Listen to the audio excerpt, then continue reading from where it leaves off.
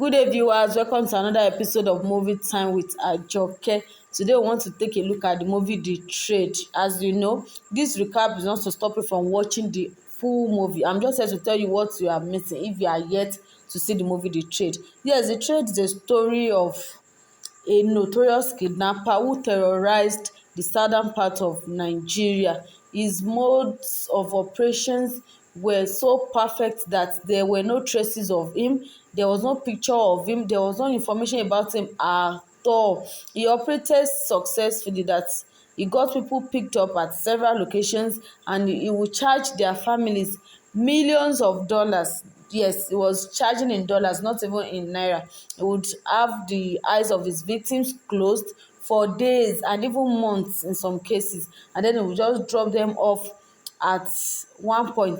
The victims, the police contacted them, but none of them was ready to say anything about him because he threatened their family that if they leaked any information about him, they were going to get into trouble. Then he got information about this successful businesswoman who was into transportation business.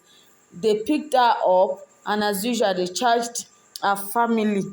They terrorized her life. She was in so much pain, so much she was heartbroken.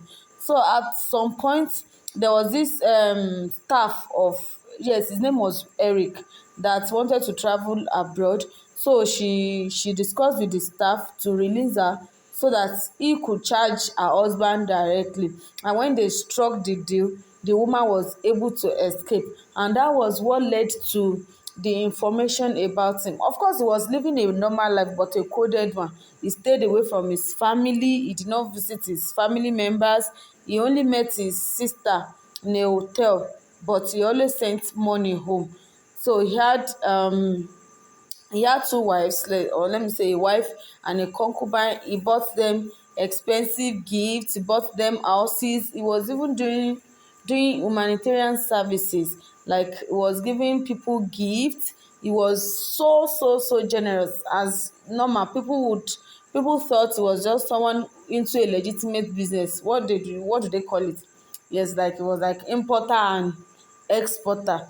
The his families, they enjoyed, they really enjoyed, but nobody knew what was actually up to. So after the woman escaped, that was the beginning of trouble for Eric. He was like, no, this should not happen. He tried everything he could. At first, he dismantled his gang members. He told them to leave their hideouts and to escape immediately. Of course, the police, they tried their best. They looked for him. They were just getting like little information from everywhere about him, but they could not get a hold of the actual of any actual or tangible information about him. He was not on social media. He did not have pictures, nothing.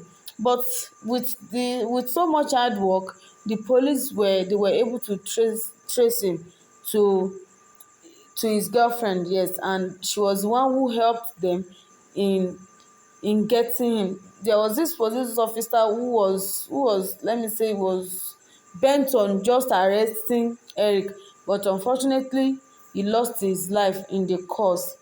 Eric tried all he could. He wanted to escape. He already made arrangements. He sent his wife and children out of the country, and he contacted his pilots. He had to leave.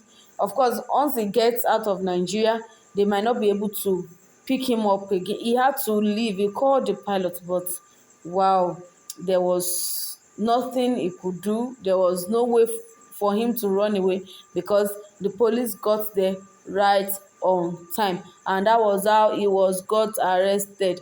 That was the end of Eric, the notorious kidnapper. Thank you. You can just drop comments, can drop, and please click on the like button and share this video as far as you can. Well, at the beginning of the movie, they said it is based on a true life story. So thank you. See you some other time. I'm still myself, Movie Time with Ajoke.